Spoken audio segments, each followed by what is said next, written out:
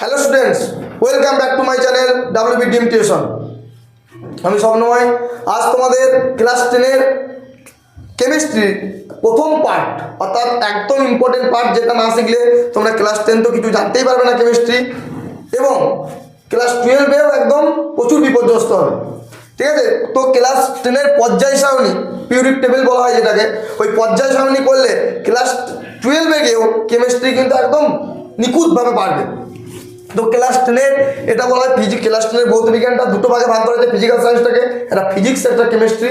তো কেমিস্ট্রির এটা হচ্ছে মেন ভিত্তি, বা এটা একটা মেন ফর্মুলা বলতে পারো।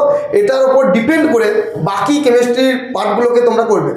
তো আজ দেখো তোমাদের ক্লাস 10-এর পর্যায় সারণীর পাঠ করাবো। তো নিখুঁত কনসেপ্ট ওয়াইজ করাবো, যেটা আমাদের পিরিয়ডিক টেবিলে তোমরা জানো, তোমরা মেলাতে বা বাজারে বা যেখানে বা কোনো লাইব্রেরিতে কিনতে পাওয়া যায় একটা পিরিয়ডিক টেবিল। 1 থেকে 118টা মৌল থাকে, জানো আমাদের মোট গোটা পৃথিবীতে মৌলের সংখ্যা হচ্ছে 118টি। তো 118টি মৌলের একটা টেবিল করানো থাকে। ওই টেবিলটা পুরো একদম নির্দ্বিধায় মুখস্থ করে ফেলবে। মুখস্থ বলতে বলা ভুল, তো মুখস্থ তোমাদের করতে পারবে না 118টা মৌল।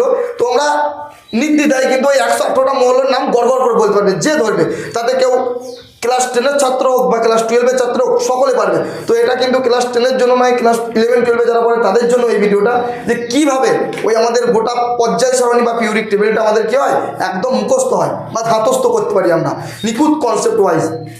দেখো পর্যায় সারণী আমি হেডিং করে রেখেছি, পর্যায় সারণী।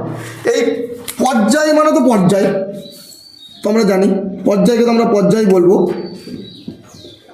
আর সারণী মানে হচ্ছে কিন্তু আমাদের শ্রেণী। ঠিক আছে? সারণী মানে শ্রেণী।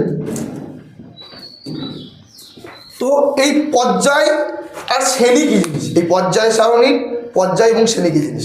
দেখো পর্যায় সারণীর যেটি অনুভূমিকভাবে থাকে, এই অনুভূমিক সারিগুলোকে বা রো বরাবর যে অংশগুলো থাকে ওগুলোকে রো বলা হয়, বা অনুভূমিক সারিগুলোকে বলা হয় পর্যায়, যেটা এইরকমভাবে অবস্থান করবে।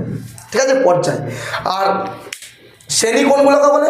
তো শ্রেণী বলবে যে পর্যায় সারণীর উলম্ব বরাবর যে অংশগুলো অবস্থান করে বা উলম্ব বরাবর যেটা থাকে সেটাকে আমরা বলবো শ্রেণী। তাহলে পর্যায়টা কীরকম দেখতে হবে?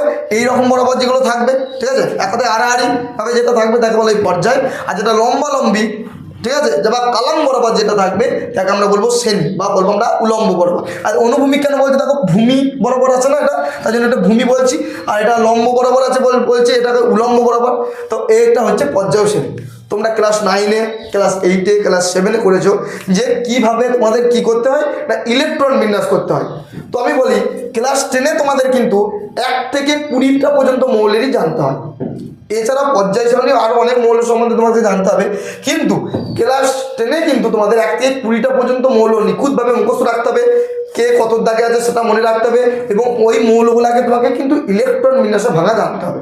যদি ইলেকট্রন বিন্যাসে ভাঙা না জানো তাহলে কিন্তু তোমরা কিচ্ছু পারবে না। তো এই পর্যায় সারণী দূরের কথা, তুমি কোনো কিচ্ছুই পারবে না। তো যারা ইলেকট্রন বিন্যাসে ভাঙতে জানো না তাদের অত দুঃখ পাওয়ার কিছু নেই। দেখো এখানে করে দিচ্ছি।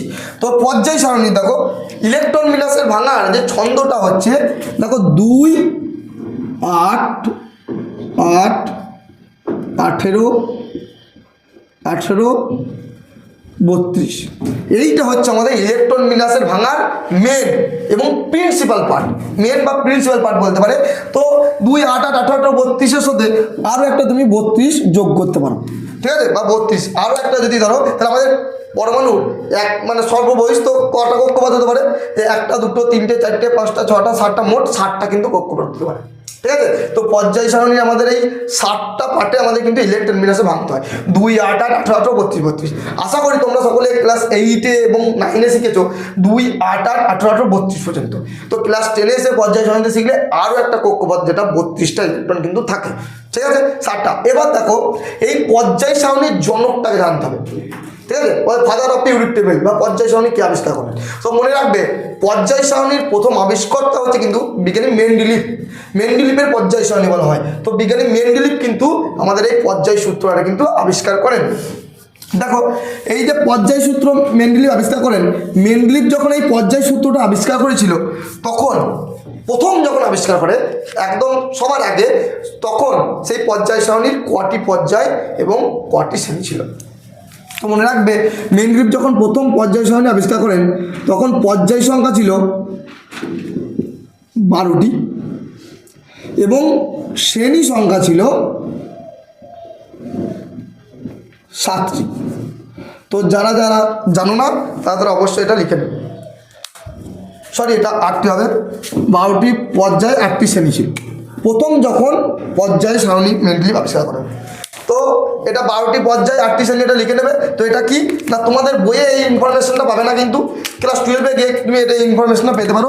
এটা একদম আদিতম পর্যায়, প্রথম যখন পর্যায় সারণী আবিষ্কার হয়, আদিতম বা প্রাচীনতম বলতে পারো বা পুরনো বলতে পারো। তাহলে মেন্ডেলিভের পুরনো বা প্রাচীনতম বা আদিতম পর্যায় সারণী যেটা আবিষ্কার হয়েছিল তার পর্যায় সংখ্যা কটি এবং শ্রেণী সংখ্যা কটি? তাহলে পর্যায় হচ্ছে আমাদের 12টি আর শ্রেণী হচ্ছে 8টি।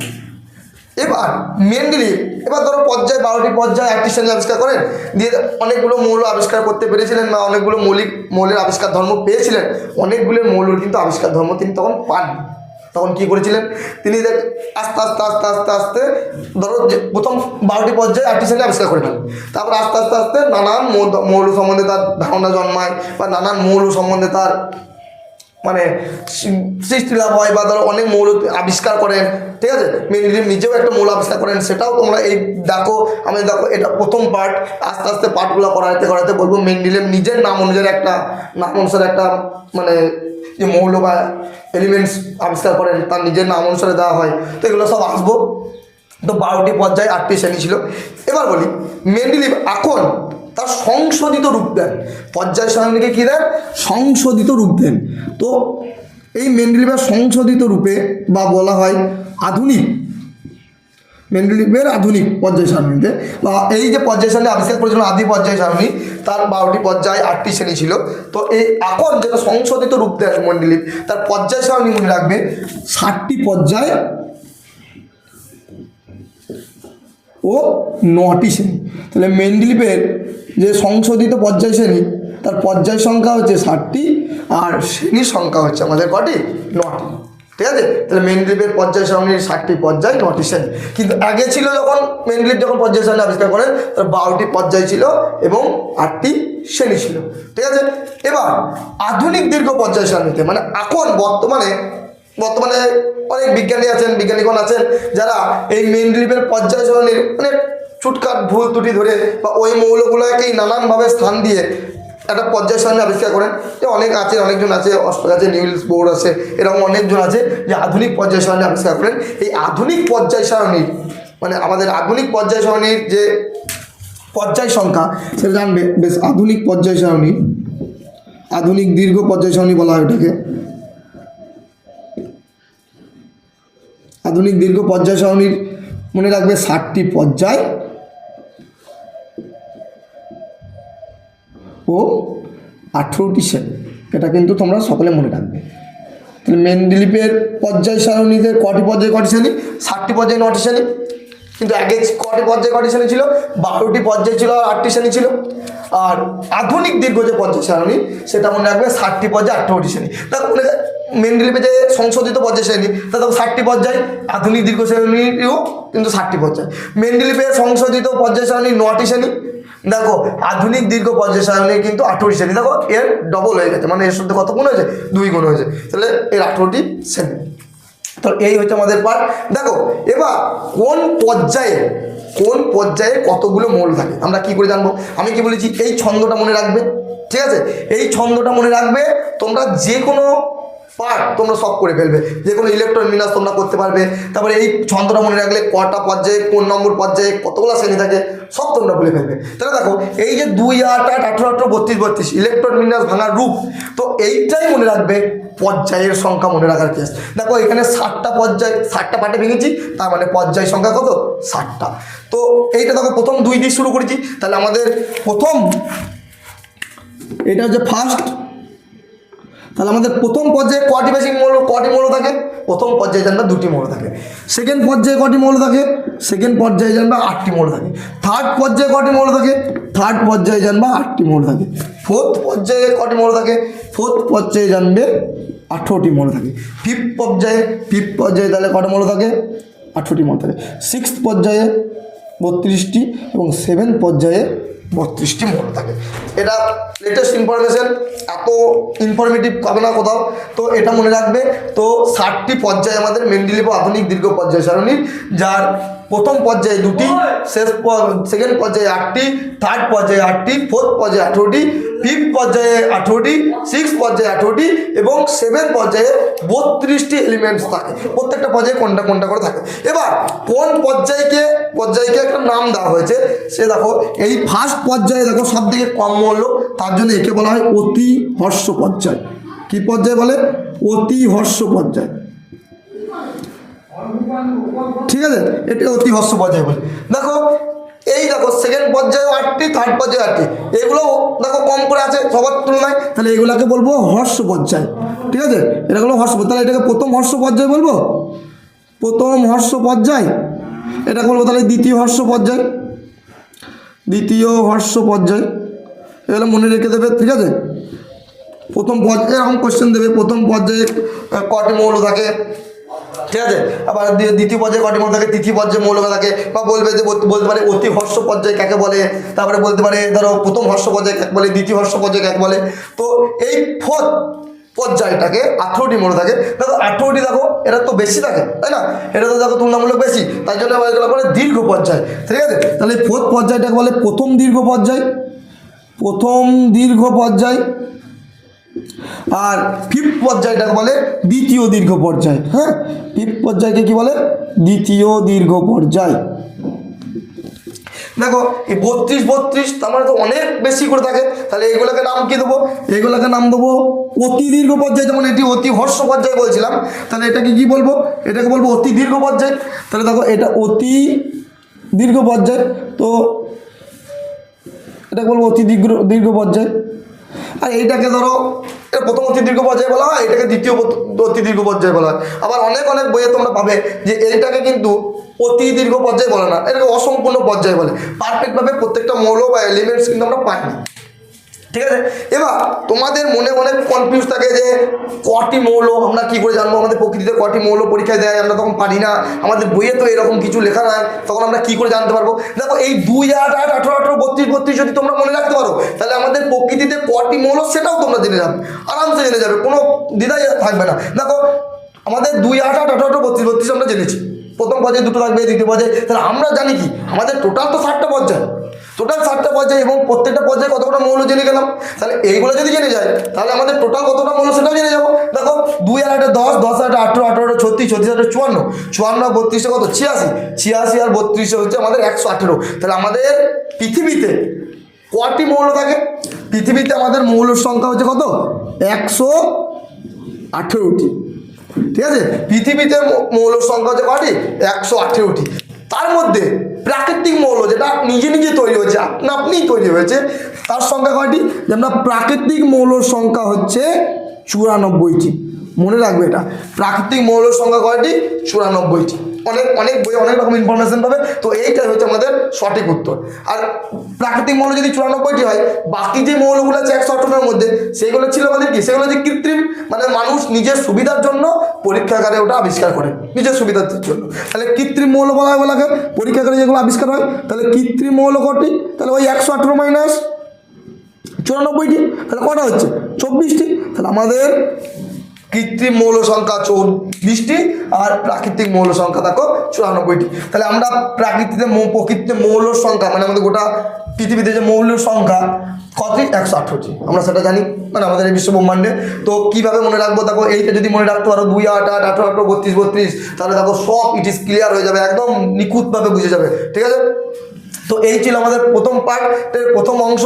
ঠিক আছে, এবার দেখো আরও ইনফরমেটিভ জিনিস মধ্যে শেখাবো, যে প্রত্যেকটা ইয়েতে বলে দেবো যে কীভাবে মনে রাখবে যে কোন পর্যায়ে কতগুলি মনে থাকে তো জেনে গেলে, এবং 1 নম্বর পর্যায়ে শিখলে এবার শ্রেণীতে শিখবে। ঠিক আছে, এবার দেখো আমাদের মেনলি আধুনিক দীর্ঘ পর্যায় সারণীর অংশটা শিখবো, মেন্ডেলিভেরটা শিখবো না। মেন্ডেলিভেরটা আমি ঠিক বলে দেবো, এইটা যদি শিখে যাও, আধুনিক দীর্ঘ পর্যায় সারণী যদি তুমি শিখে যাও, তাহলে মেন্ডেলিভ তুমি অটোমেটিক্যালি পেরে যাবে।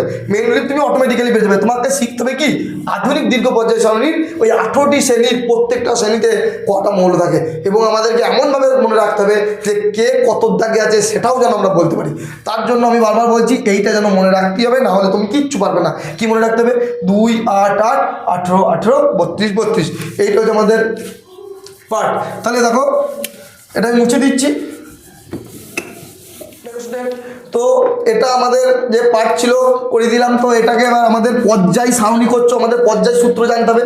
তো মেন্ডেলিভের পর্যায় সারণী আমরা পেলাম, আর পেলাম কি আধুনিক দীর্ঘ পর্যায় সারণী। দুটোরই আমাদের সূত্রটা জানতে হবে। পরীক্ষায় প্রচুরবার পড়েছে যে মেন্ডেলিভের পর্যায় সূত্রটি লেখো, অথবা পড়েছে কখনো কখনো আধুনিক দীর্ঘ পর্যায় সূত্রটি লেখো। তাহলে মেন্ডেলিভের পর্যায় সূত্রটা আমরা প্রথম পড়বো। মেন্ডেলিভের পর্যায় সূত্র। মেন্ডেলিভ লয়েসি ভও লেখে, কেউ কেউ লয়েসি ফও লেখে, দুটোই সে একই, ঠিক আছে। মেন্ডেলিভ আর মেন্ডেলিভই বলতে পারো। তো মেন্ডেলিভের পর্যায় সূত্রটা দেখো, মেন্ডেলিভের পর্যায় সূত্র দেখো। তো এই পর্যায় সারণীটা কেন আবিষ্কার করা হয়? প্রথম কথা হচ্ছে পর্যায় সারণীটা কেন আবিষ্কার করা হয়। জানবে যে এলিমেন্টস বা মৌলগুলোর ভৌত ও রাসায়নিক ধর্ম জানার জন্যে এবং তাদের অবস্থানগত প্রমাণ পাওয়ার জন্য। তাহলে তাদের অবস্থান কোথায়, কোনটার মৌলের অবস্থান কোথায় হবে না হবে এটা জানার জন্য, এবং কি না এদের ভৌত ও রাসায়নিক ধর্মগুলি কি সেগুলো জানার জন্য। এটা কিন্তু তোমরা মনে রাখবে, খুব ইম্পর্টেন্ট পার্ট এটা একটা। তাহলে আমাদের এই সূত্র কি বলবো, যে বিভিন্ন মৌলের ভৌত ও রাসায়নিক ধর্মগুলি, ভৌত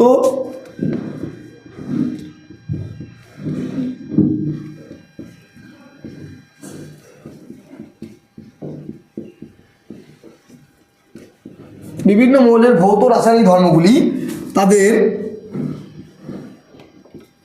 পারমাণবিক ভর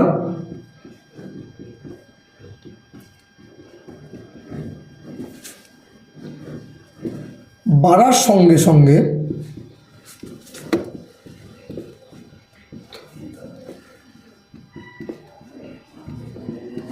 পর্যায়ক্রমে পুনরাবৃত্ত হয়।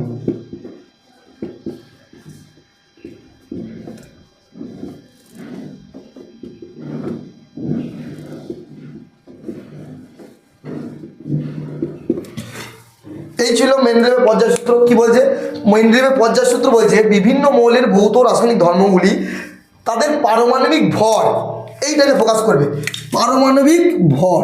এই পারমাণবিক ভর বাড়ার সঙ্গে সঙ্গে পর্যায়ক্রমে পুনরাবৃত্ত হয়, ঠিক আছে। এটা হচ্ছে আমাদের মেন্ডেলিভের পর্যায় সূত্র। যদি বলে আধুনিক পর্যায় সূত্র কি, তো আধুনিক দীর্ঘ পর্যায় সূত্রও কিন্তু এটাই বলে দেবো।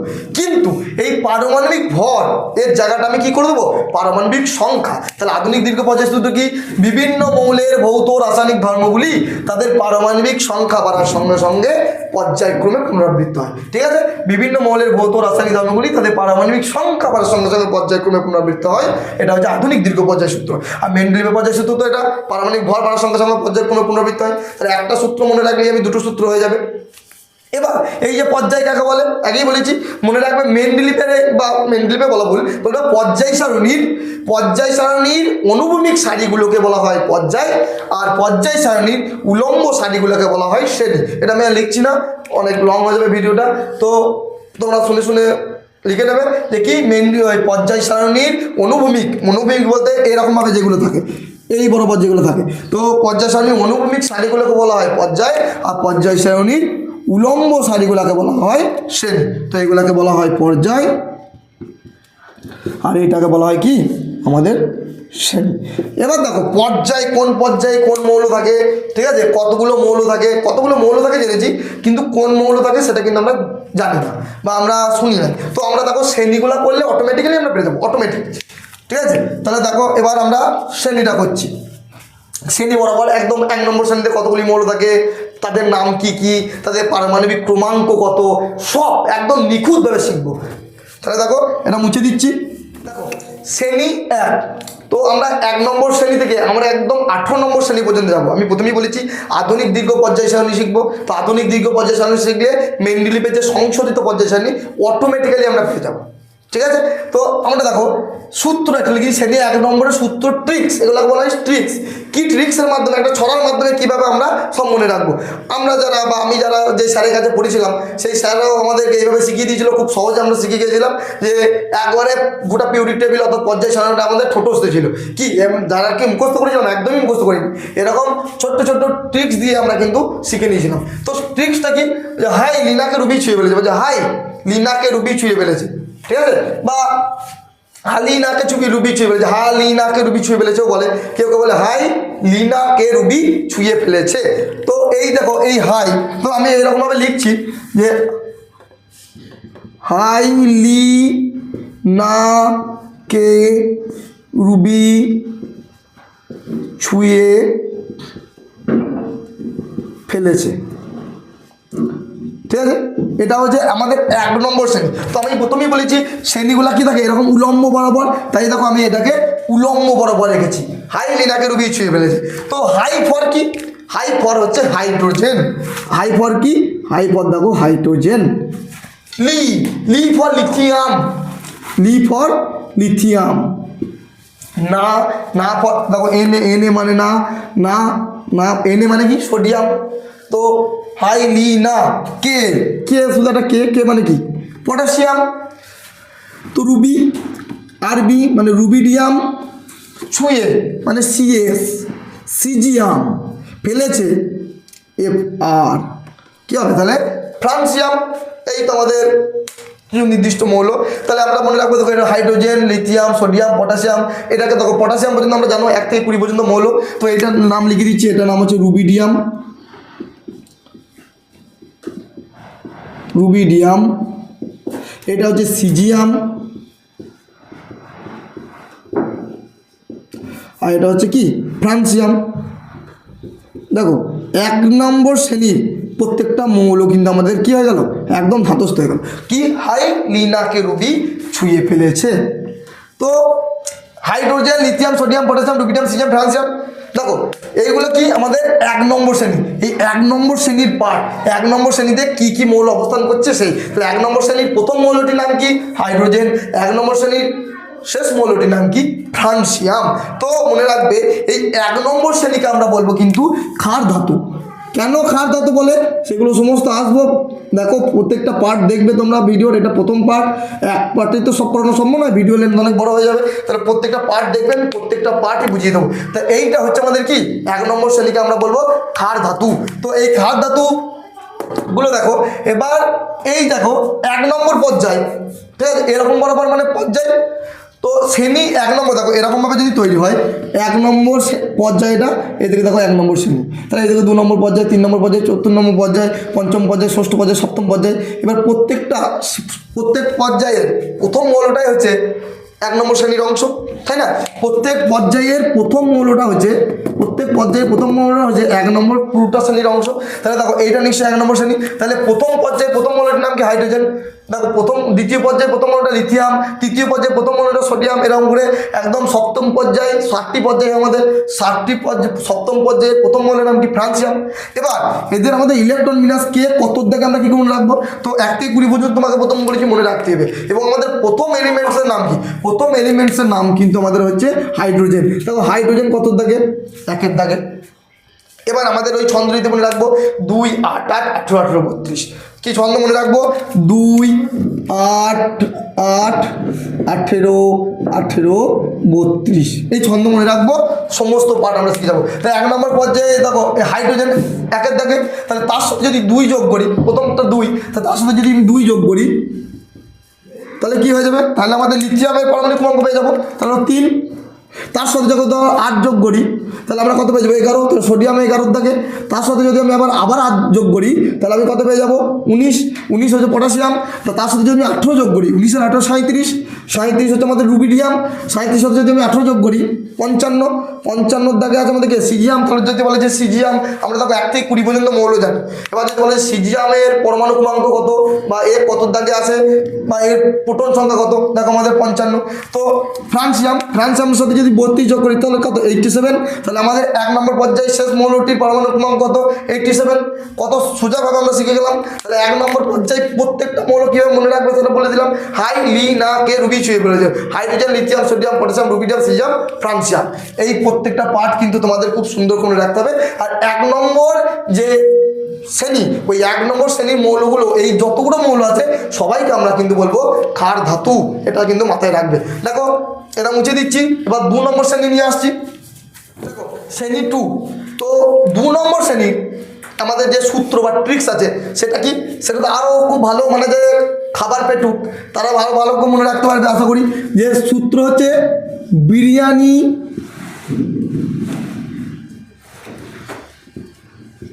মোগলাই,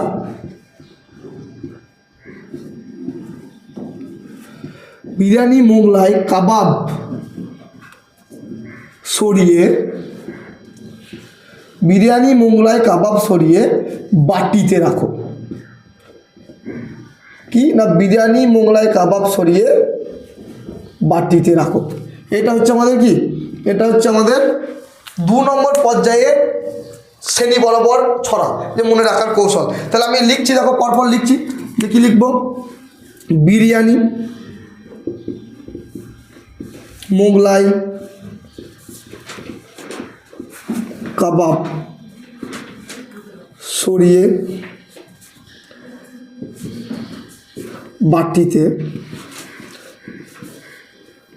রাখো।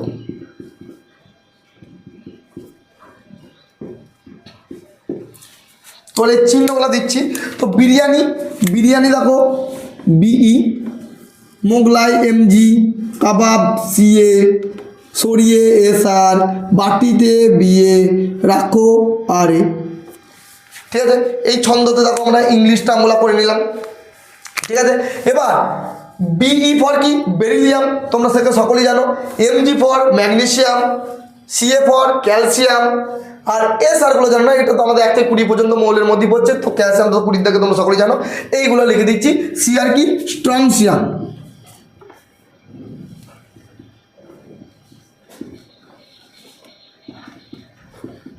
এসআর হচ্ছে ট্রান্সিয়াম, বিএ হচ্ছে বেরিয়াম, বিই ছিল বেরিলিয়াম, আর বিএ মানে বেরিয়াম, আর আর এ মানে রেডিয়াম।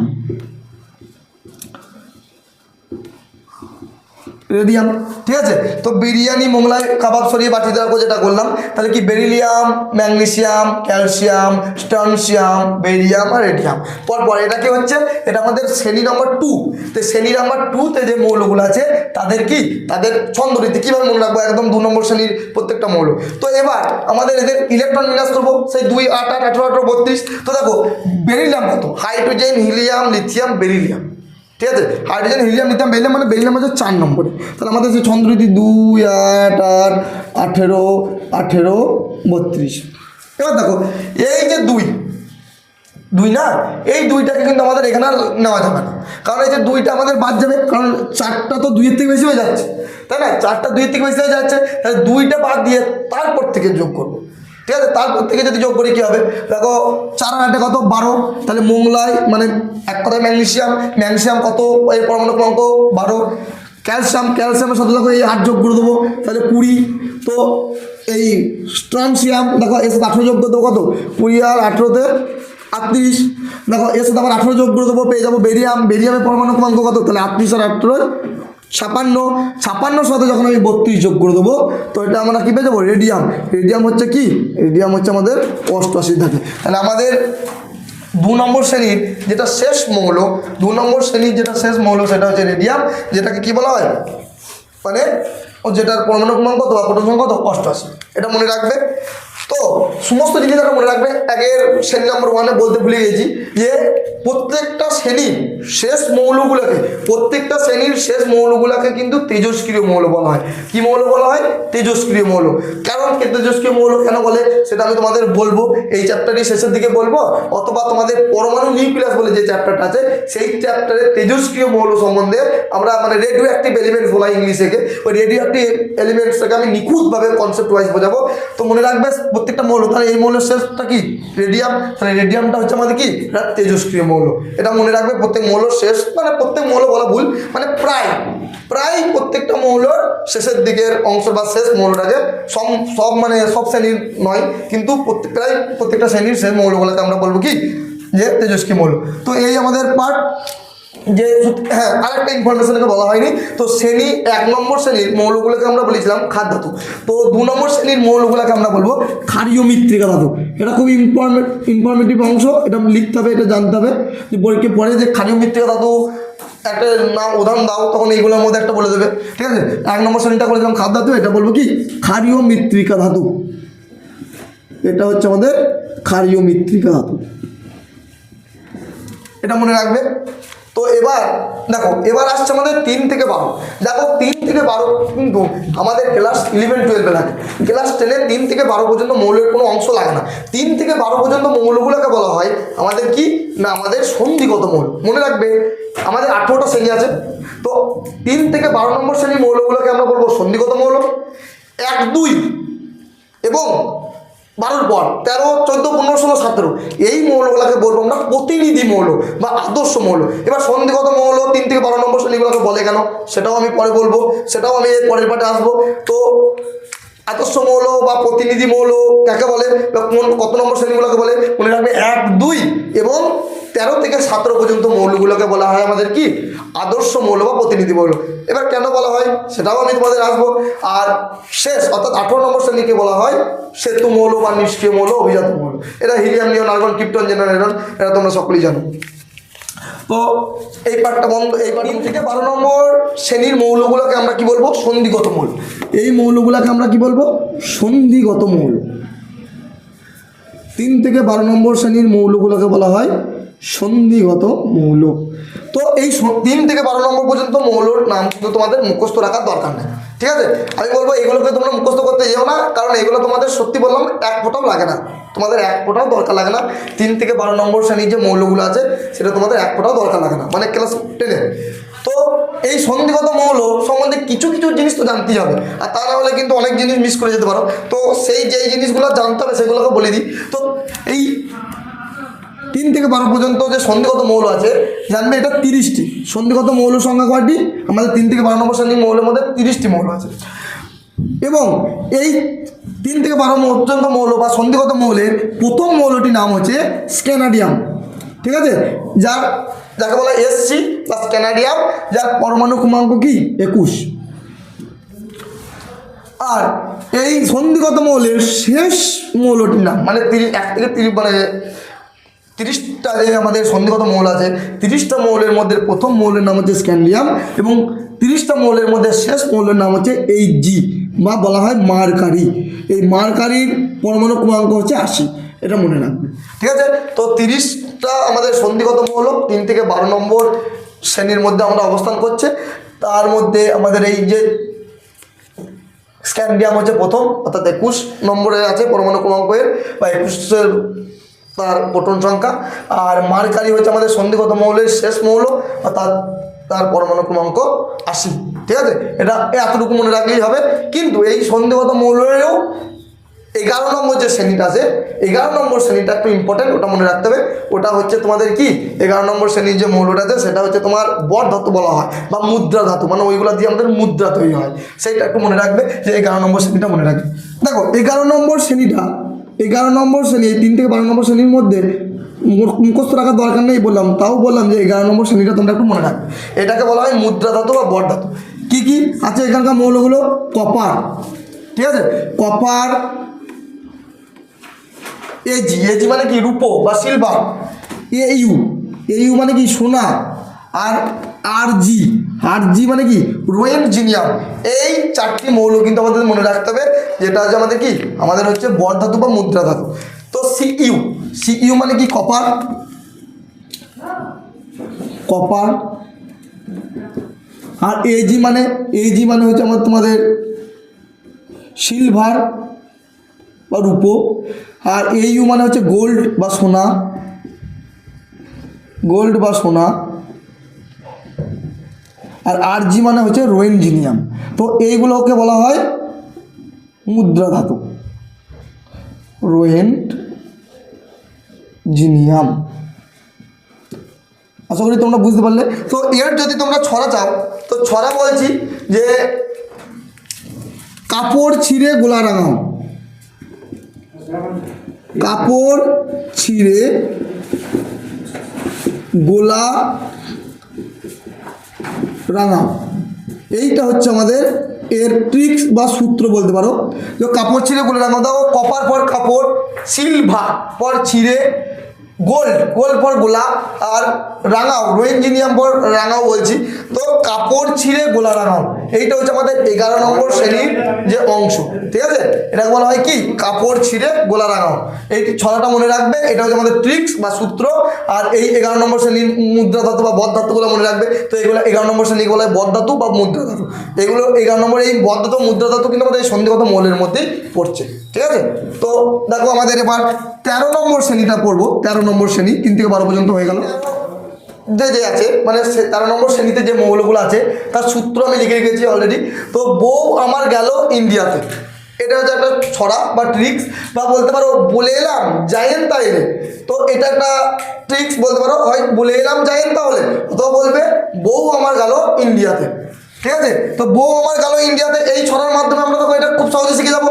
বউ আমার গেল ইন্ডিয়াতে কি? দেখো বউ আমার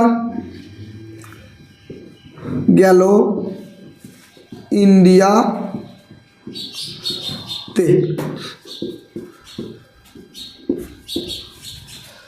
দেখো বউ for B,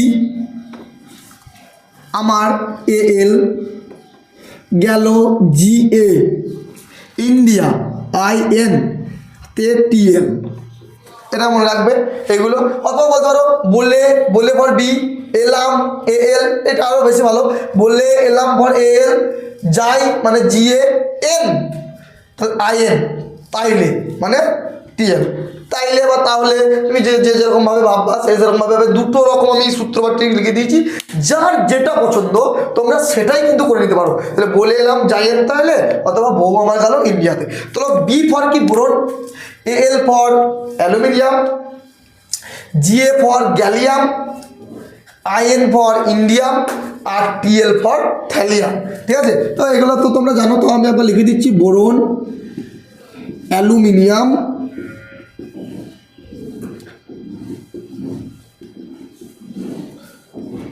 gallium, GA for gallium, IN indium, আর টিএলটা কী হবে? থ্যালিয়াম। টিএল হচ্ছে আমাদের থ্যালিয়াম। তাহলে boron, aluminium, gallium, indium, thallium, ঠিক আছে? এইটা হচ্ছে আমাদের প্রত্যেকটা মানে আমাদের 13 নম্বর শ্রেণীর মৌলগুলির নাম। তো 13 নম্বর শ্রেণীর নাম হচ্ছে অবস্থান্তর ধাতু বলা হয়। এগুলো 13 নম্বর যে শ্রেণীগুলোর কোনো একটা স্পেসিফিক নেম নেই, এগুলো একটা ধাতু। তো এগুলোকে বলবো অবস্থান্তর ধাতু, ঠিক আছে? এগুলোকে অবস্থান্তর ধাতু বলবো। তো দেখো বি পর বোরন থেকে স্টার্ট হলো। তাহলে বোরন আমাদের কত থাকে? এবার হচ্ছে বোরন আমাদের কত থাকে? তো hydrogen, helium, lithium, beryllium, boron. Boron হচ্ছে আমাদের 5-এর দাগে। দেখো 5, ঠিক আছে? বোরন 5-এর দাগে। এবার আমাদের তো মনে রাখতে হবে 2, 8, 8, 18, 32, যেহেতু 5টা 2-এর থেকে বেশি, তাহলে 2 যোগ হবে না 8 যোগ হবে। তাহলে এটা কত হবে? 5 + 8 কত হবে? 5 + 8 দেখো 13। তাহলে অ্যালুমিনিয়াম 13-এর দাগে, ঠিক আছে? দেখো 2, 8, 8, 18, 18, 32, সরি 2টা 18 হয়ে গেছে, 3টা 18 হয়ে গেছে। তো এটা হচ্ছে 13। দেখো এখানে দিকে 5 আর 8 13 হলো। তো আমাদেরকে এই 2 আর 8টা কিন্তু ভাবা যাবে না, ঠিক আছে? আমরা এই 5-এর সাথে 8 যোগ করলাম, এটা হচ্ছে 13, ঠিক আছে? প্রথম কথা এটা তো এটা তো তাহলে বলতে পারো যে স্যার 8-এর থেকেও তো ছোটো, 8-এর থেকে ছোট হলেও এটা কিন্তু এই 8টাই যোগ করব। এবার কেন করব সেটা কিন্তু আমরা পরের পাঠে আমরা শিখিয়ে দেবো, যে ওই যখন প্রতিনিধি মৌল বা আদর্শ মৌল বলবো বা ওই সন্ধিগত মৌল সম্বন্ধে পুরো বর্ণনা করব, তখন তোমাদেরকে শিখিয়ে দেবো যে এই 8টা কেন হলো এবং পর্যায় সারণীটা দেখতে কেমন। দেখো পর্যায় সারণীটা দেখতে কেমন তোমাদের স্ক্রিনের সামনে ধরো ভেসে উঠছে, তোমরা দেখতে পাচ্ছ যে পর্যায় সারণীটা তোমাদের কেমন দেখতে হয়। তো এটাকে মনে রাখবে।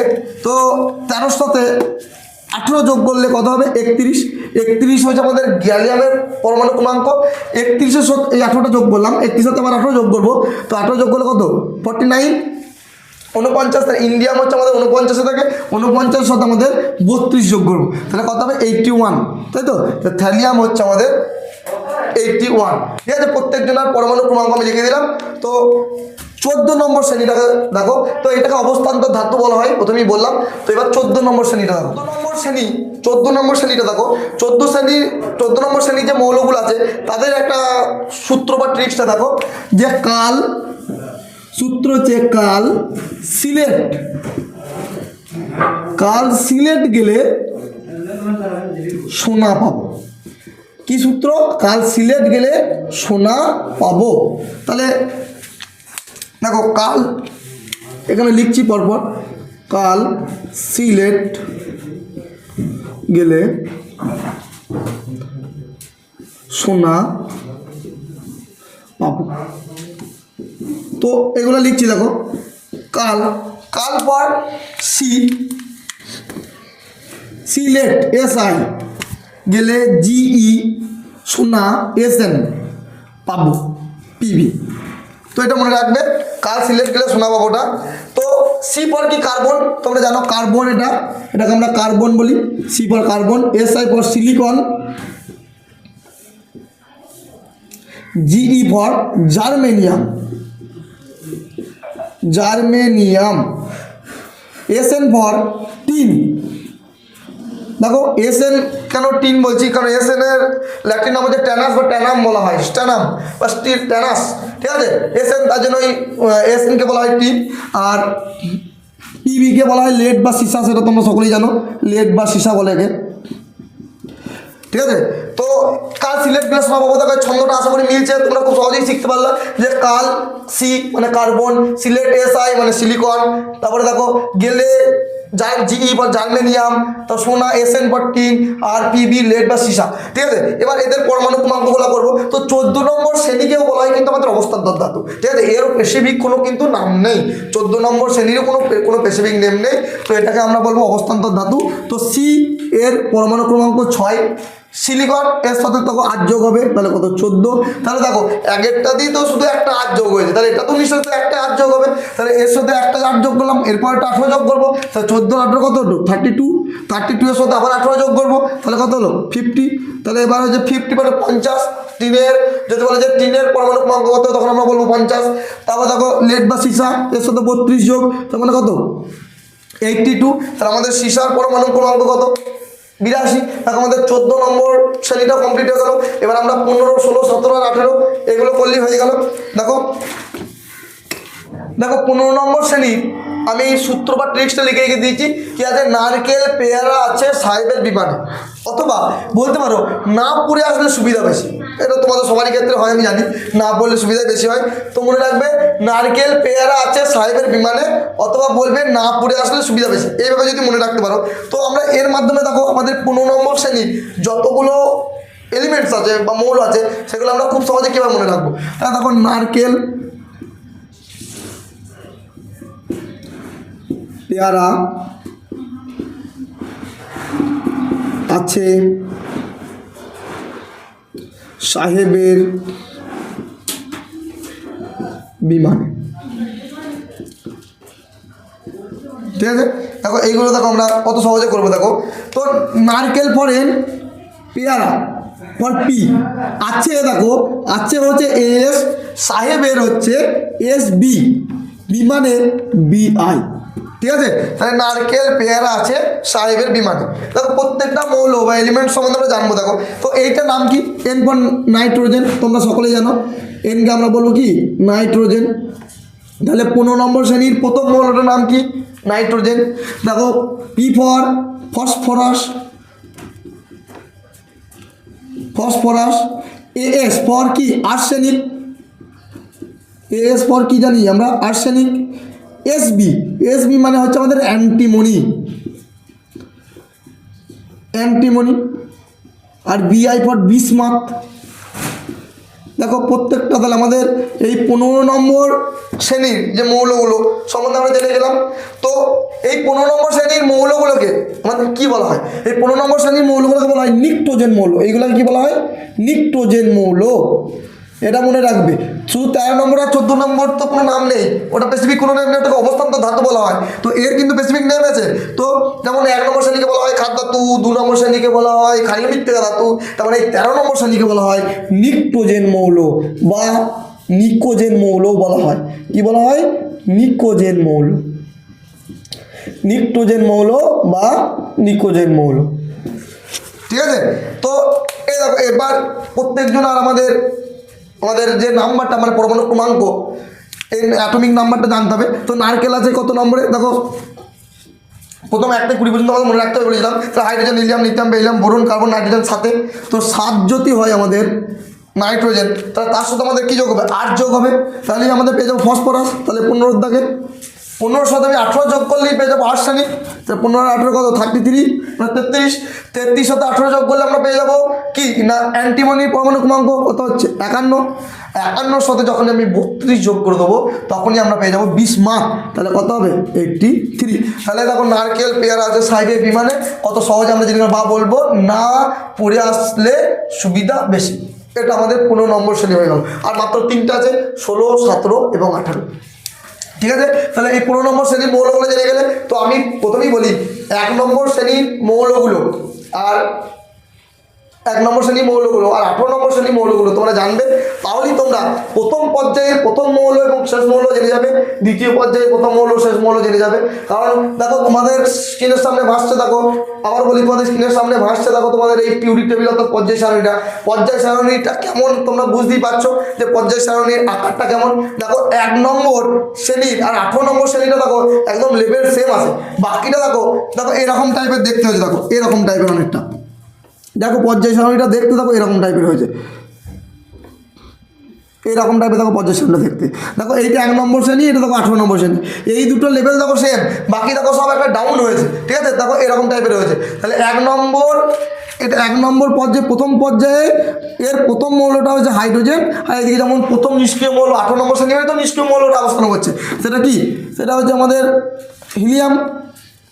দেখো তারপরে দেখো একবারে 2 নম্বর পর্যায়ে প্রথম মৌল কী ছিল? হাইলিনাকে মানে লিথিয়াম। আর এটা কি আমাদের মানে 18 নম্বর পর্যায়ে বা নিষ্ক্রিয় মৌলের দ্বিতীয় মৌলের নাম হিলিয়াম নিয়ন, এটা নিয়ন হবে।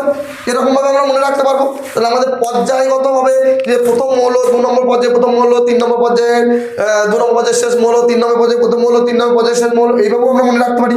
ঠিক আছে? আর পর্যায়গতভাবে প্রত্যেকটা পর্যায়ে প্রত্যেকটা মৌল মনে রাখা সম্ভব নয়। তো আমাদের 1 থেকে 20 পর্যন্ত যেগুলো হচ্ছে সেগুলোই মনে রাখবে। তো প্রত্যেকটা পর্যায়ে মানে ওই অতি হর্ষ পর্যায়, প্রথম হর্ষ পর্যায়, প্রথম ওই দ্বিতীয় হর্ষ পর্যায়, প্রথম দীর্ঘ পর্যায়, দ্বিতীয় দীর্ঘ পর্যায়, এর প্রথম এবং শেষ মৌল কিন্তু তোমরা শুধু মনে রাখবে, তাহলেই হবে। আর কিছু মনে না রাখলেও হবে। তো শ্রেণীগুলা কিন্তু তোমাকে প্রত্যেকটা মনে রাখতে হবে, কারণ কি প্রচুর ক্রম দেবে। এরপরে এই পরিণাত্মকতার ক্রম অনুসারে সাজাও, পারমাণবিক ব্যাসার্ধের ক্রম অনুসারে সাজাও, কখনো কখনো বলবে তোমাদের আয়নাইজেশন ক্রম অনুসারে সাজাও, এরকম নানান ক্রমের সম্মুখীন হতে হবে। তো আর প্রত্যেকটা শ্রেণীর মৌল যদি তোমরা পরপর মনে না রাখতে পারো তাহলে কিন্তু তোমরা ক্রমটা জানতে পারবে না। ঠিক আছে? তোমাদের ক্রম পারবে না।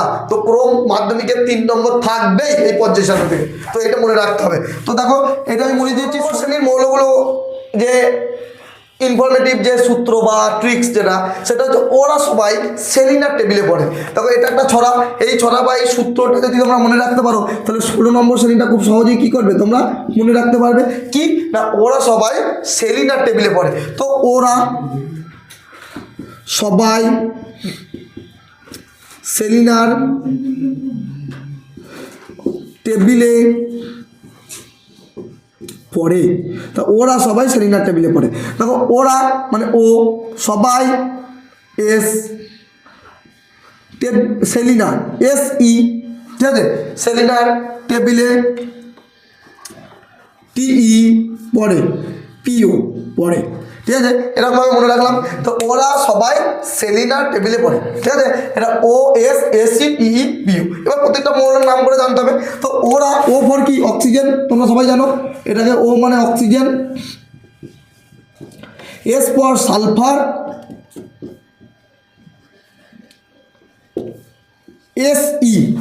SE মানে সেলেনিয়াম, SE মানে সেলেনিয়াম। টেবিলে হচ্ছে টেলুরিয়াম, বা অনেক বই দেখতে পাবো টেলুরিয়ামও দেখতে পাবা। তো টেলুরিয়াম বা টেলোরিয়াম দুটোই একই কথা, ঠিক আছে। অনেক বই দেখবে টেলুরিয়ামও লেখা আছে। আর পরে পিও হচ্ছে পোলোনিয়াম।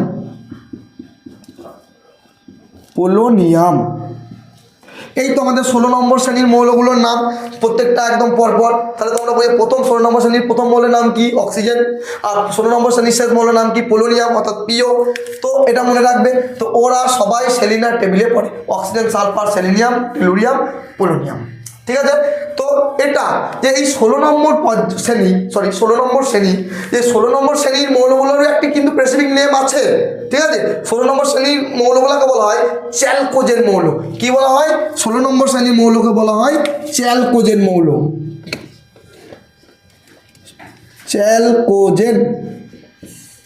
এটাকে বলা হয় চ্যালকোজেন মৌল, বা এটাকে বলা হয় আকরিক উৎপাদককারী মৌল, ঠিক আছে।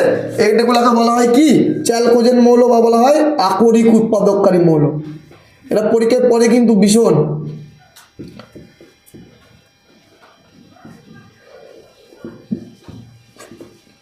আকরিক উৎপাদককারী মৌল তারপর বলছে, এটা কিন্তু পরীক্ষায় প্রচুর পড়ে যে একটি আকরিক উৎপাদককারী মৌলের নাম লেখো, ঠিক আছে। তখন এই অক্সিজেন, সালফার, সেলেনিয়াম, টেলুরিয়াম, পোলোনিয়ামের মধ্যে একটা লিখবে।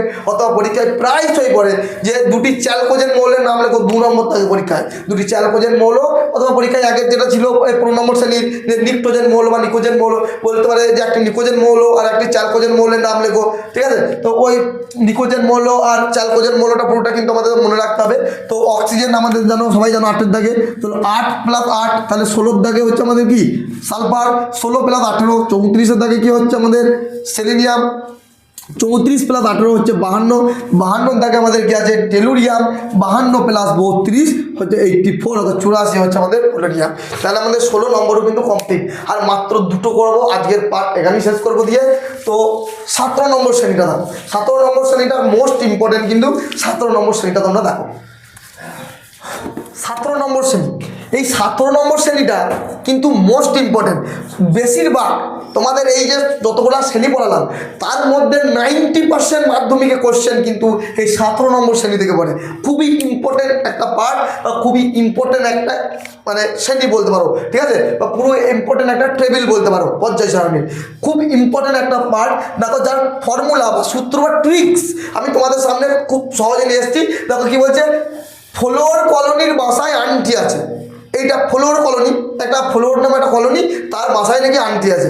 এইটা হচ্ছে আমাদের একটা সূত্র বলতে পারো। অথবা বলতে পারো ফোকলু কালু বড় ইডিয়েট। কি বলতে পারো? ফোকলু কালু বড় ইডিয়েট, ঠিক আছে। এটা ইডিয়েটটাকে ছেড়ে উচ্চারণ করবে, ফোকলু কালু বড় ইডিয়েট। তাহলে লিখছি ফোকলু কালু বড়ই ইডিয়েট। তো এইগুলো মৌলগুলো জানতে হবে। তোর ফগলু ফর এফ, কালু ফর সিএল, বড়ই বিআর, ইডিআই এটি ইডিয়েট। বা তোমরা এইটাও একটা মানে এই নামটাও যদি পরপর পড়ো তাহলেও হবে, তাহলেও একটা ছন্দ পেয়ে যাবে। Fluorine, chlorine, bromine, iodine, astatine, এগুলো পড়লেও হয়ে যাবে। কি? ফ্লোরিন, ক্লোরিন,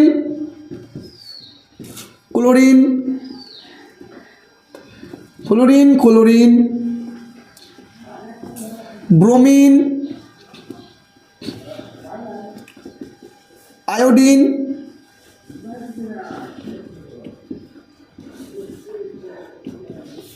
অ্যাস্টাটিন, ঠিক আছে। তুমি যদি এই পড়ো তাহলেও তোমাদের হয়ে যাবে, কারণ এই ছড়া মনে না রাখলেও এটা হয়ে যায়। এটা খুব ইম্পর্টেন্ট। তো এটা সবাই খুব মানে চাপ দিয়ে পড়ে বা খুব গ্রাহ্য করে পড়ে, তো এইটা মনে রাখবে। তো মনে রাখতে পারো ফগলু, কালু, বড় ইডিয়েট, এটা মনে রাখতে পারো। অথবা ফ্লোর কলোনির ভাষায় আনতে আছে, কি ফ্লোর কলোনির ভাষায় আনতে আছে। তো এই ফ্লোর ফর ফ্লোরিন, কলোনির ফর ক্লোরিন, মাসায় ফর ব্রোমিন, আন্টি ফর মানে আয়োডিন, আছে ফর এটি অ্যাস্টাটিন। এটা নিয়েও তোমরা কিন্তু মনে রাখতে পারো। তো ফ্লোরিন আবার এরকম করে তুমি এর যে স্পেসিফিক নেম সেটা দিয়ে মনে রাখতে পারো, কি fluorine, chlorine, bromine, iodine, astatine. এটা মাধ্যমেও কিন্তু তোমরা মনে রাখতে পারো। তো এই ফ্লোরিনের পরমাণু ক্রমাঙ্ক কত জানো তোমরা সবাই জানো, 9, তাই না? ফ্লোরিন 9 দেখা আছে। ক্লোরিন কত, তার থেকে 8 যোগ মানে 17। এই ব্রোমিন কত দেখা যায়, 17 প্লাস 18 মানে 35 মানে 35। আয়োডিন কত দেখা যায়, 35 সাথে 18 যোগ করে দাও, তাহলে কত হবে 53। অ্যাস্টাটিন কত দেখা যায়, 53 সাথে 32 যোগ করে দাও, কত হবে তাহলে 85। তাহলে আমাদের যে এই 17 নম্বর শ্রেণীর শেষ মৌলের নাম কি, অ্যাস্টাটিন। আর 17 নম্বর শ্রেণীর প্রথম মৌলের নাম কি, ফ্লোরিন। তো এইটা কিন্তু ভীষণ ইম্পর্টেন্ট, ঠিক আছে? আবার মানে এইটা এতটাই ইম্পর্টেন্ট যে পরীক্ষায় কোশ্চেন পড়ে সর্বোচ্চ তড়িৎ ঋণাত্মক মৌলটির নাম কি। তো সব থেকে তড়িৎ ঋণাত্মক মৌল হচ্ছে ফ্লোরিন। এগুলো সব আমি তোমাদের পরে বলবো, তখন বোঝাতে আসবো আস্তে আস্তে। তো এইটা হচ্ছে আমাদের মেন পার্ট, যে 17 নম্বর শ্রেণীটা সব থেকে ইম্পর্টেন্ট। তো এই 17 নম্বর শ্রেণীর মৌলগুলোকে বলা হয় হ্যালোজেন মৌল। কি বলা হয়, এই 17 নম্বর মৌলগুলোকে বলা হয় হ্যালোজেন মৌল। 17 নম্বর শ্রেণীর মৌলকে বলা হয় হ্যালোজেন মৌল, বা বলা হয় সামুদ্রিক লবণ উৎপাদনকারী মৌল। সামুদ্রিক লবণ উৎপাদনকারী মৌল, ঠিক আছে? তো এইগুলোকে খুব মনে রাখবে, ভীষণ ইম্পর্টেন্ট পার্ট একটা। তাহলে আমাদের এই যে 17 নম্বর শ্রেণীর মৌলগুলোকে বলা হয় কি, হ্যালোজেন মৌল, বা এইগুলোকে বলা হয় আমাদের সামুদ্রিক লবণ উৎপাদনকারী মৌল, ঠিক আছে? তো এইগুলোকে বলা হয় আমাদের কি, যে সামুদ্রিক লবণ উৎপাদনকারী মৌল এলিমেন্টস। এগুলো খুব ইম্পর্টেন্ট একটা পার্ট, আবারও বললাম, এটা মনে রাখবে। দেখো লাস্ট পার্ট, অর্থাৎ আমাদের নিষ্ক্রিয় মৌল, অর্থাৎ 18 নম্বর শ্রেণী। 18 নম্বর শ্রেণীর মৌলগুলোকে বলা হয় কি, নিষ্ক্রিয় মৌল, বা এদেরকে বলা হয় সেতু মৌল, বা এদেরকে বলা হয় নোবেল গ্যাস, অথবা এদেরকে বলা হয় বিরল গ্যাস, অথবা এদেরকে বলা হয় অভিজাত মৌল, বা এদেরকে বলা হয় শূন্যযোজী মৌল, ঠিক আছে? অনেক নাম এই 18 নম্বর শ্রেণীর মৌলগুলোকে নিয়ে। তো 18 নম্বর শ্রেণীর মৌলগুলোকে নিয়ে একটা স্পেশাল ক্লাস হবে, ওটা ভীষণ ইম্পর্টেন্ট একটা পার্ট, যে হিলিয়াম, নিয়ন, আর্গন, ক্রিপ্টন, জেনন, রেডন এর সম্বন্ধে। তো দেখলাম আমি 18 নম্বর শ্রেণীটা করাচ্ছি, তাহলে আজকের মতো শেষ পার্ট হবে। 18 নম্বর শ্রেণীর মৌলগুলো একটা সূত্র আমি লিখে দিয়েছি, হিলি, নীলি আর কৃপা যাবে রং। তো আশা করি এই সূত্র তোমাদের কাউকে লিখতে হবে না, কারণ তোমরা ছোট ক্লাস 7, ক্লাস 8, ক্লাস 9-এ তোমরা 8 যাই হোক এই 1 থেকে 20 পর্যন্ত মৌলের নাম এবং এই নিষ্ক্রিয় মৌলগুলির নাম তোমরা মনে রেখেছো। তো যারা এখনো পর্যন্ত নিষ্ক্রিয় মৌলগুলির নাম মনে রাখোনি তাদেরকে বলবো তাহলে এই 6টা মনে রেখেই মনে রাখবে, অথবা তোমরা যদি পরপর মনে রাখতে পারো খুব ভালো। তো আমাদের 1 থেকে 20 পর্যন্ত মৌলের মধ্যে অলরেডি 3টে নিষ্ক্রিয় মৌল কিন্তু আছে, আর 3টি মৌল কিন্তু আমাদের জানতে হবে। কি না, হিলিয়াম, নিয়ন, আর্গন, ক্রিপ্টন, জেনন, রেডন, এই 6টি নিষ্ক্রিয় মৌল কিন্তু জানতেই হবে। তখন এই নিষ্ক্রিয় মৌলগুলো সম্বন্ধে বলি, যখন পর্যায় সারণী আবিষ্কার হয় তখন কিন্তু এই মৌলগুলোর আবিষ্কার ধর্ম পাওয়া যায়নি, ফলে পরবর্তীকালে আবিষ্কার পাওয়া যায়। তো আমাদের যেসব মৌলগুলো আবিষ্কার পাওয়া গিয়েছিল তাদের রাসায়নিক বিক্রিয়া এর সাথে এ করবে, ওর সাথে সে করবে, এরকম করে একটা ছন্দরীতি করা হয়ে গেছে। তারপরে হঠাৎ করে দেখে যে এই 6টা মৌল নাকি প্রকৃতিতে আছে বা পৃথিবীতে আছে, হঠাৎ করে দেখতে পাওয়া গেল। তখন দেখছে এবার তো তাহলে এই যে আমাদের 6টা মৌলর আবিষ্কার ধর্ম পাওয়া গেল পরে, তাহলে এটাকে কোথাও না কোথাও তো আর স্থান দিতে হবে। তো দেখা গেল ওইগুলোকে একবারে কোণঠাসা করে দেওয়া হলো, একদম পর্যায় সারণীর একদম কোণের একদম শেষ শ্রেণীতে আমাদের স্থান দেওয়া হলো, সেটা 18 নম্বর শ্রেণী তোমরা জানো। তো এই 18 নম্বর শ্রেণীতে স্থান দেওয়া হলো এবং এদেরকে বলা হলো তোমরা কিন্তু কখনো রাসায়নিক বিক্রিয়ায় অংশগ্রহণ করতে পারবে না, তোমাদের যোজ্যতা সবসময় 0 হবে, তাই এদেরকে বলা হয় শূন্যযোজী মৌল, ঠিক আছে? এরা সবসময় রাজার মতো থাকবে, আর সবাই তো চাই যে রাজা হতে। তো এইটা মনে রাখবে, এরা সবসময় একদম সুস্থির, এরা সবসময় সুস্থির। তাহলে সুস্থির মৌল কারা, সমস্ত নিষ্ক্রিয় মৌল যে সুস্থির, মানে কারণ কি, কারণ এরা রাজার মতো থাকবে, এরা কিন্তু কখনো কাজকর্ম করবে না। কিন্তু সবাই আমরা সকলেই চাই কি, কাজকর্ম করবো না, পড়াশুনো করবো না, দিয়ে চুপচাপ আমাদের খাবো দাবার অ্যাশ করবো। তো দেখো এটা যদি কেউ জেনে থাকো তাহলে এটা মুখস্থ করার দরকার নাই, আর তা নাহলে কিন্তু এটা মুখস্থ করবে। হিলি, নীলি আর কৃপা যাবে রংপুর। হিলি, নীলি আর কৃপা যাবে কি রংপুর। তো Hili for helium, Nili for neon, A R for argon, Kripa for krypton, যাবে ফর জেনন, আর রংপুর ফর রেডন। তাহলে এগুলোর নাম কি? যে হিলিয়াম, এই G for helium, neon, neon, argon, krypton, xenon, radon. ঠিক আছে, তো এইগুলোই হচ্ছে আমাদের নিষ্ক্রিয় মৌল। দেখো যে ওই 2, 8, 8, 18, 18, 32 না, তাহলে এইটাতে কিন্তু একদম পারফেক্ট মান পাবে। দেখো তো এই যে 2, 8, আবার বলছি 2, 8, 8, 18, 18, 32 যেটা আমি তোমাদের লিখিয়েছিলাম 2, 8, 8, 18, 18, 32 যেটা মনে রাখতে বলেছিলাম প্রথমেই, এই ভিডিওর প্রথমেই মনে রাখতে বলেছিলাম, তখন এই মানটা কিন্তু এখানে একদম পারফেক্ট পাবে। দেখো হিলিয়াম কিন্তু 2 এর দাগেই হবে। ঠিক আছে, 2 এর সাথে 8 যোগ করবে, দেখো একদম নিয়নটা পেয়ে যাবে 10। দেখো 10 এর সাথে এই 8 যোগ করবে, একদম 10 আর 8, 18 হচ্ছে এর, 10 আর 8, 18 হচ্ছে কি এর পরমাণু ক্রমাঙ্ক হয়ে যাবে। 18 সাথে এই 18 যোগ করবে, যে 18টা হলো সেই 18 সাথে এই 18 যোগ করবে, দেখো একদম পারফেক্ট মান পেয়ে যাবে ক্রিপ্টনের অ্যাটমিক নাম্বার বা পরমাণু ক্রমাঙ্ক। এই 36 সাথে আবার এই 18 যোগ করবে, দেখবে 36 সাথে 18 যোগ করলে হবে 54, এই 54 হয়ে যাবে, এই 54 হয়ে যাবে এই জেননের কি অ্যাটমিক নাম্বার বা পরমাণু ক্রমাঙ্ক। আর এই 54 যেটা হলো 54 সাথে 32 যোগ করবে, কত হবে 86, 86 হবে কি আমাদের এই রেডনের পরমাণু ক্রমাঙ্ক। তাহলে দেখো এই যে 2, 8, 8, 18, 18, 32 যেটা পেয়েছো সেইটা কিন্তু আমাদের এই নিষ্ক্রিয় মৌলের সাথে একদম খাপে খাপে মিলে যাচ্ছে। তার মানে কি যে নিষ্ক্রিয় মৌলগুলোর কি হয়, শেষ কক্ষপথে যতগুলো ইলেকট্রন থাকার প্রয়োজন বা দরকার ঠিক ততগুলো ইলেকট্রন দ্বারা পূর্ণ থাকে। তো নিষ্ক্রিয় মৌলের শেষ কক্ষে ঠিক যতগুলো ইলেকট্রন থাকার প্রয়োজন বা দরকার থাকে ঠিক ততগুলো ইলেকট্রন দ্বারা কি থাকে, এই নিষ্ক্রিয় মৌলগুলো কিন্তু আমাদের কি পূর্ণ থাকে। তো এটা মনে রাখবে, খুব খুব খুব ইম্পর্টেন্ট একটা পার্ট এবং ইনফরমেটিভ একটা অংশ। এটা যদি না মনে রাখতে পারো বা যদি নিষ্ক্রিয় মৌলগুলো মনে না রাখতে পারো তাহলে তোমরা ফিজিক্যাল সায়েন্সের বিশেষ করে কেমিস্ট্রির কোনো জিনিসই পারবে না। তো এই ছিল আমাদের অংশ। তো 18 নম্বর শ্রেণী মৌলগুলোকে কি কি বলা হয়, সেটাকে কি কি নামে ডাকা হয় সেগুলো একটু জেনে নেবে। তো এই 18 নম্বর শ্রেণী মৌলগুলোকে বলা হয় নিষ্ক্রিয় মৌল, নিষ্ক্রিয় মৌল বলা হয়, বা বলতে পারো নোবেল গ্যাস,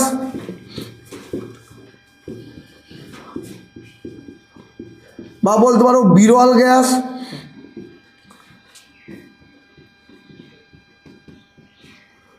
বা তুমি বলতে পারো সেতু মৌল, বা বলতে পারো তুমি অভিজাত মৌল,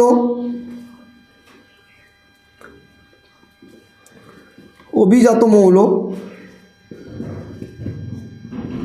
বা তুমি বলতে পারো শূন্যযোজী মৌল।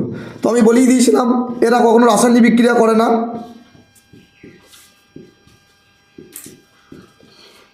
তাই এরা শূন্যযোজী। তো এই নিষ্ক্রিয় মৌল সম্বন্ধেও আবার পরে নিখুঁতভাবে বোঝাবো, যে নিষ্ক্রিয় মৌল সম্বন্ধে জিনিসগুলো যখন বোঝাবো তখন বুঝবে তোমরা যে নিষ্ক্রিয় মৌল সম্বন্ধে পুরো বর্ণনা করবো। তো নিষ্ক্রিয় মৌলগুলো কী বললাম, কখনো রাসায়নিক বিক্রিয়া করবে না, কিন্তু কখনো কখনো দেখা যাবে এই জেনন আছে না যে রাসায়নিক বিক্রিয়া করে। তো এরকম কোশ্চেনও দিয়ে দেয় যে পরীক্ষাতে কোন নিষ্ক্রিয় মৌল রাসায়নিক বিক্রিয়া করতে পারে।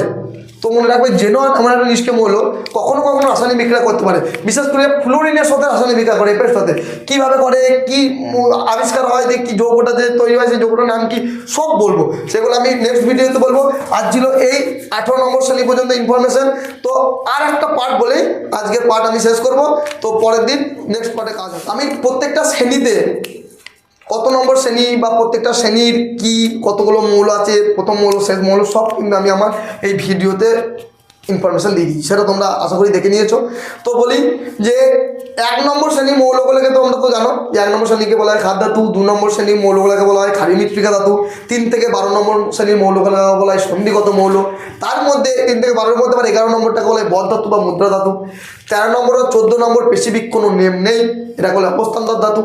ঠিক আছে। 15 নম্বরকে বলা হয় নিকোজেন মৌল বা নিকটোজেন মৌল, 16 নম্বরকে বলা হয় চ্যালকোজেন মৌল, 17 নম্বর শ্রেণীকে বলা হয় আমাদের কি হ্যালোজেন মৌল, ঠিক আছে, বা আমাদের কি সামুদ্রিক লবণ উৎপাদনকারী মৌল। আর 16 নম্বরে যে চ্যালকোজেন ছিল এটা ছিল আমাদের কি আকরিক উৎপাদককারী মৌল। আর 18 নম্বর শ্রেণীর মৌলগুলো তো অনেক নাম আমি বলে দিলাম, তো ওটাকে আমরা একটা নিষ্ক্রিয় মৌল বলেই আমরা জানি, ঠিক আছে, নিষ্ক্রিয় মৌল। এবার দেখো আমাদের কিন্তু ওই পর্যায় সারণী, দেখো পর্যায় সারণী তোমাদের স্ক্রিনে যে এটা উঠছে, তো এই পর্যায় সারণীর কিন্তু তোমার 1 নম্বর আর 18 নম্বর কিন্তু সেম লেভেলে থাকে। তাহলে কি দেখো 1 নম্বরগুলো লিখছি আমি কি হাই লিনাকে ডুবিচ্ছি, বলেছে হাই লি না কে রুবি ছুঁয়ে ফেলেছে, এটা কি তাহলে আমাদের hydrogen, lithium, sodium, potassium, rubidium, caesium, potassium. আর আমাদের একবারে 18 নম্বর মানে 1 নম্বর আর আমাদের রাসায়নিক দ্বিগোপদ শ্রেণীর শেষ শ্রেণী কোনটা 18 নম্বর শ্রেণী। তো 18 নম্বর শ্রেণীর শেষ পার্টটা কি আছে যে হিলিয়াম, নিয়ন, আর্গন, ক্রিপ্টন, জেনন, রেডন, ঠিক আছে। তাহলে এবার আমাদের দেখো প্রত্যেকটার প্রথম পর্যায়ে কি থাকে আর শেষ পর্যায়ের মৌলটা কি। তাহলে 1 নম্বর পর্যায়ের প্রথম মৌলটা হাইড্রোজেন, এটা হিলিয়াম, তারপরে এটা লিথিয়াম, নিয়ন, এরকম করে করে তোমরা বুঝে নেবে, ঠিক আছে। এই ছিল আমাদের ইনফরমেটিভ অংশ। তো ধন্যবাদ, এর পরের পার্টে দেখা হবে।